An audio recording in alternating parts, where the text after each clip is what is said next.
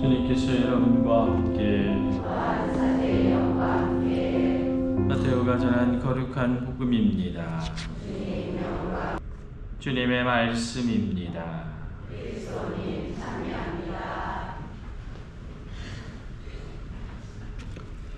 오소서 성경님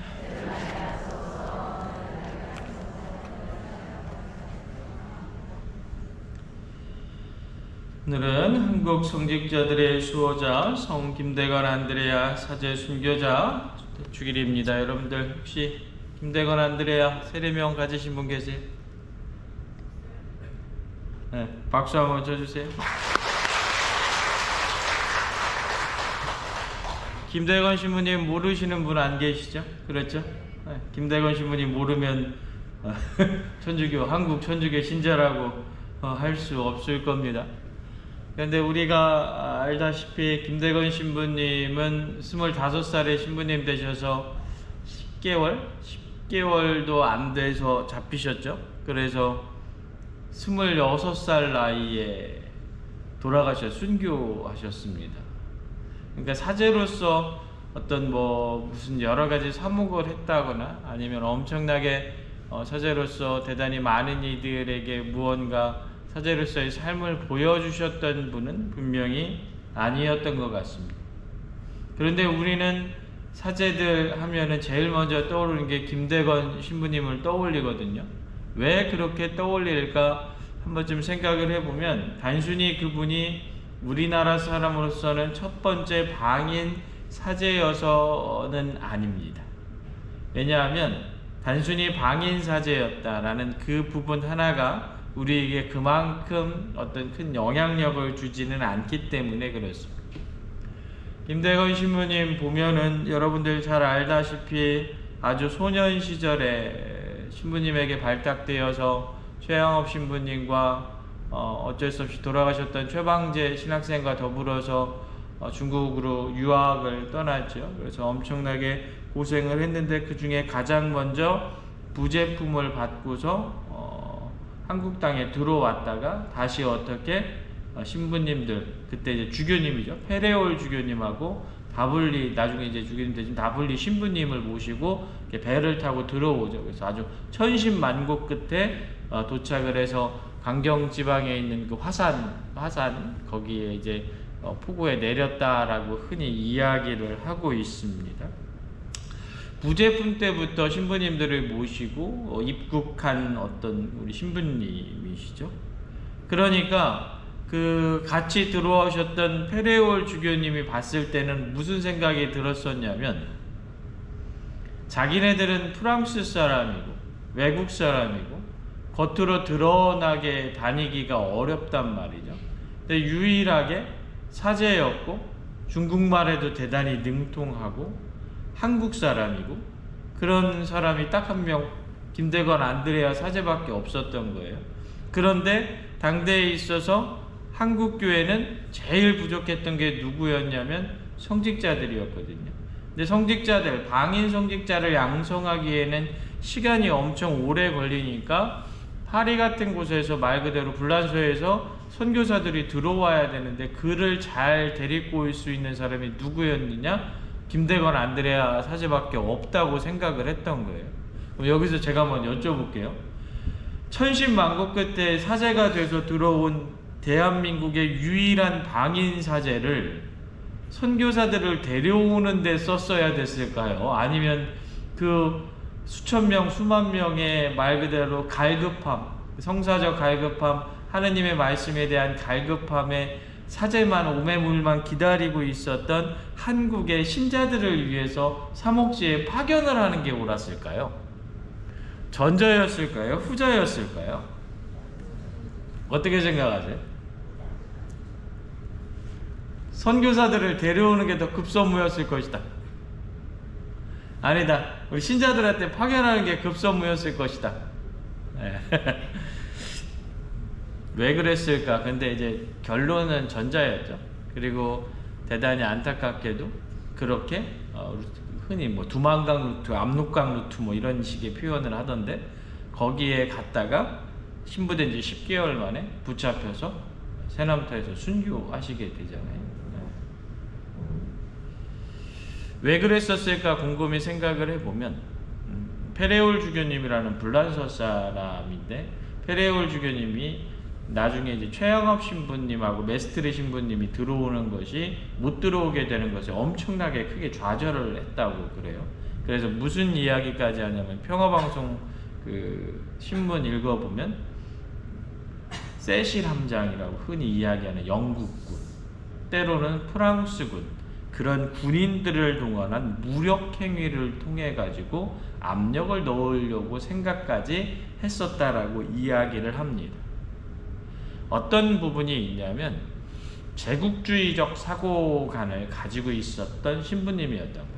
그러니까 주교님이었던 거죠. 이제 그런 부분들 안에서 편지들을 살펴보면 말 그대로 어떤 것, 그때 당시에 있었던 한국 신자들은 대단히 미개하고 가르쳐야만 되고 교화되어야 되고 바뀌어야만 되는 부분들, 그 외에 있는 문화적인 부분들도 그렇게 생각을 하고 있었던 것이 대단히 지배적으로 강했던 겁니다.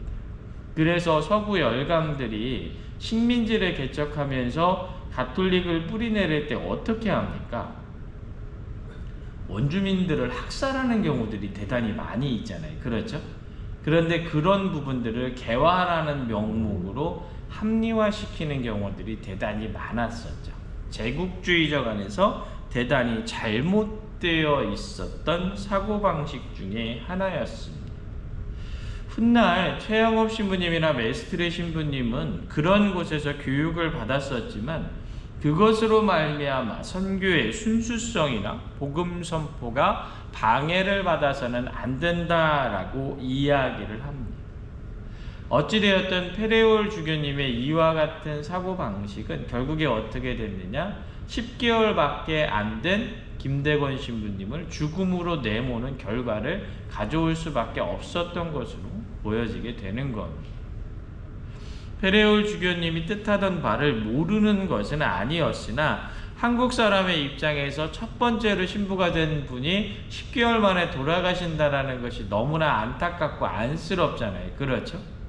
그래서 혼자 빙의를 해봐요. 내가 김대건 신부였으면 그게 되게 위험하고 어렵고, 이게 정말로 지금 당장 그거를 해야 되는 게 이게 필요한 걸까? 차라리 당신들이 부리고 있었던 다른 한국인들을 통해서 그거는 하고, 방인 사제였던 나는 말 그대로 신자들에게 파견을 보내는 게 낫지 않을까, 이렇게 빙의를 해봐요. 그런데 김대건 신부님은 어떻게 하셨다? 그렇게 하지 않으셨다. 오로지 어떻게?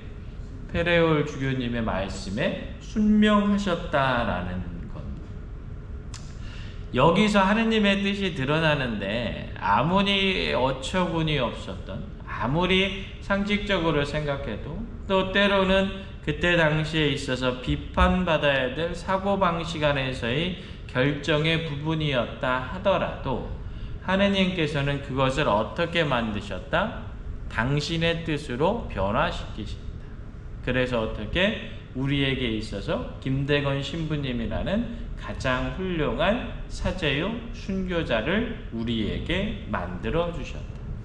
인간의 눈으로 보기에는 대단히 비합리적이고 가능성이 없어 보이는 일들 안에서도 그것을 하느님께 대한 순명으로 생각하고 하느님께 나아가려고 노력할 때, 하느님께서 그 안에서 어떻게 작업을 하신다. 하느님께서 그 안에서 좋은 것으로 만들어 주신다. 이것이 신앙의 신비가 아니었겠다. 김대건 신부님에 대해서는 너무나도 더 잘들 알고 계시기 때문에, 저는 김대건 신부님 축일날 말씀드리고 싶은 게, 김대건 신부님의 삶 안에서 우리가 바라봐야 될 것은 무엇일까? 김대건 신부님의 그 엄청난 삶의 모습도 있겠지만, 그 안에서 일어나고 있는 하느님의 뜻을 우리가 어떻게 받아들이는가? 여러분들 안에서도 하느님의 뜻이 분명히 존재하거든요. 때로는 교회의 가르침이, 혹은 때로는 여러 가지 교회 안에서 여러 가지 일들이 내 마음에 안 들 때도 분명히 있을 겁니다. 또 때로는 신앙을 살다 보면 신앙을 살아가는 것이 이처럼 어렵고 힘든 일인가 라는 생각이 들 때도 분명히 존재를 할 겁니다.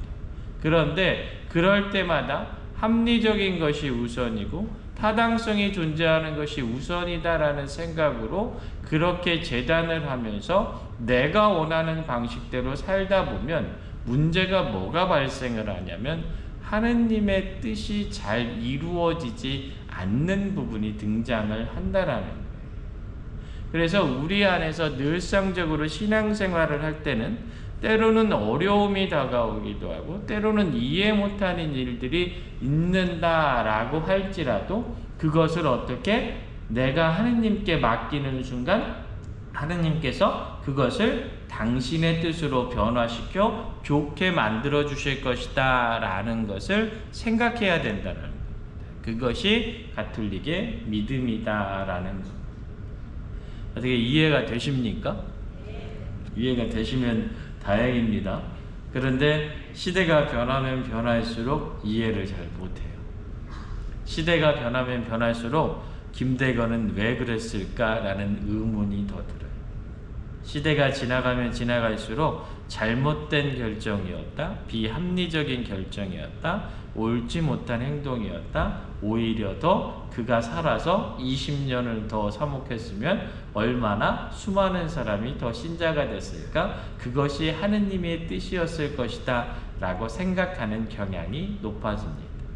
그러면 만약에 그렇게 살았었으면 그런 일들은 일어날 수 있을지 모르겠지만 하느님의 이름이 올라가는 경우는 없었을 겁니다. 우리가 하느님의 뜻을 알아들을 수 있는 경우도 많이 없었을 겁니다.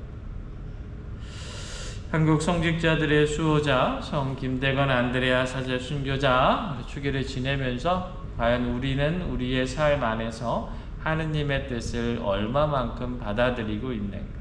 내가 이해하지 못한다 하더라도 그것이 하느님의 뜻임을 내가 인정하고 그렇게 살아가려고 노력해야 된다는 것이 신앙인의 모습이라는 것 기억하는 하루 되시길 부탁드립니다. 잠시 묵상하겠습니다.